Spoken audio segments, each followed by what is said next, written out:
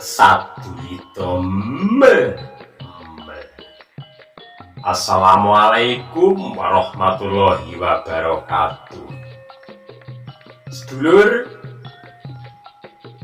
sugeng pinanggihan malih taksih sesarengan kalian kawula Kakek Semar Palsowan wonten ngarsa panjenengan ing pangajap panjenengan sedaya nggih taksih pinaringan sehat ugi rahayu wilujeng boten wonten alangan menapa nggih. Amin amin ya rabbal alamin.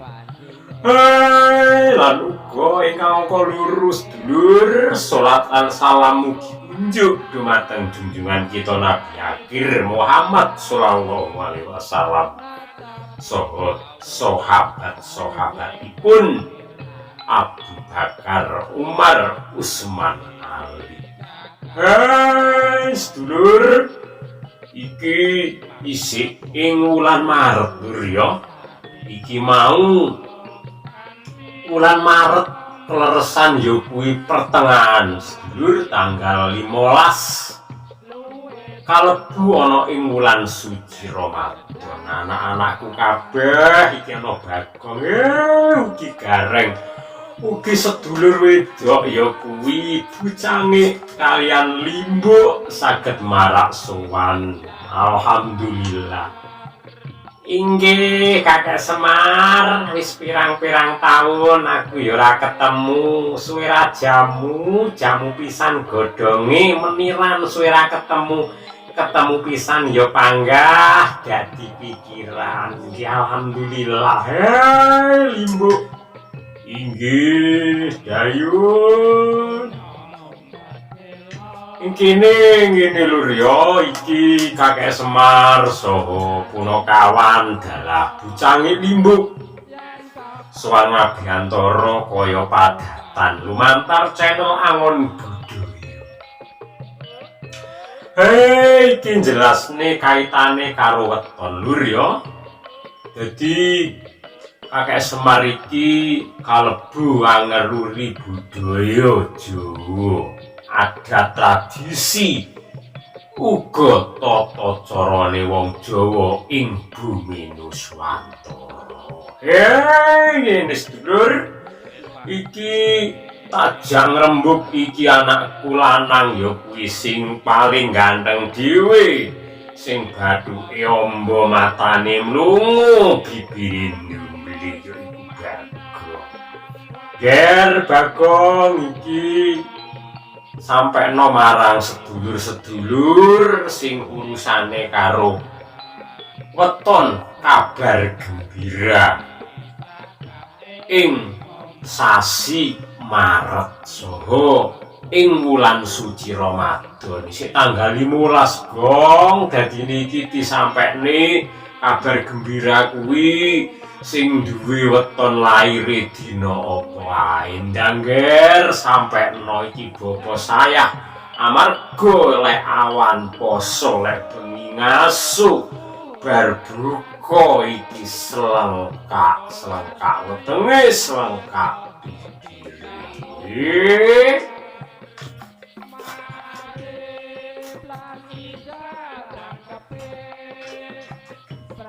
inggih. Alhamdulillah sedulur iki nerusne gawe Kakek Semar sedulur ya kuwi sing magepok karo weton ya, weton sing nglegakno kabar gembira bagi menungso sing urip ning alam dunya. Senajan iki mung ramalan, ning sing cocok ya mesem guyu alur, sing ora cocok ya aja ngresula. Iki dikawal ya kuwi bucange so cewek cantik Limbuk. Iki gendang sacet ya, sing nomor 1 sedulur. Iki digatekne. Jadi gapuke Bagong senajan ndumble lambene ya muga-muga iki ana pedahe. Sing angka 1 sing laire ya kuwi Senen Pahing sedulur. Senen Pahing kuwi kalebu wong sing sabar, narima, tawakal. Nah, kuwi Senen Pahing kuwi sing paling ampuh sing oleh kabar gembira rejeki apik saiki sik tanggal 15 tumekane akhir Maret kuwi tanggal 30 setengah sasi kowe arep oleh kabar gembira. Dititeni ya kuwi sing duwe jiwa ya kuwi wong sing sabar, nrimo saha tawakal.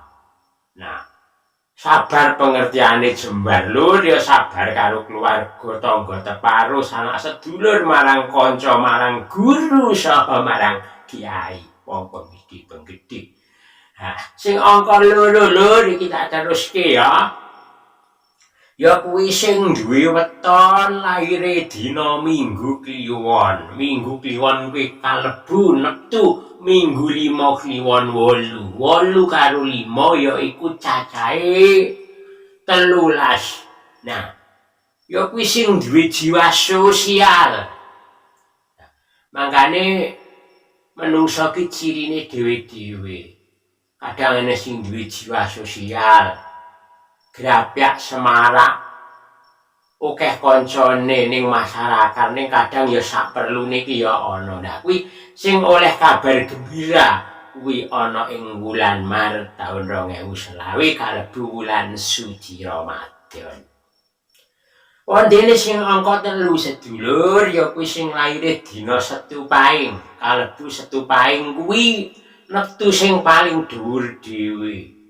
Nah, muga-muga kuwi tanggal 15 sampai akhir Maret kowe oleh rejeki akeh ya nggih sing laire dina Setu Pahing kalebu 18 sing duwe watak wantune kuwi pemberani, cerdas, kendel, brak rekata, brak terang terus terang. Brak kotang terus terang. Nah, kowe sing duwe rezeki apik, kabar gembira bagi Anda. Terima kasih. Dilanjut lur. Kuwi sing angka 3 ya. Sing sateruse sing angka 4. Lanjut sing laire dina Jumat Wage. Jumat Wage iki kalebu Jumat 6 Wage 4 neptu 10. Nah, kuwi mono neptu 10 kuwi sing duwe ciri watak wantu ya kuwi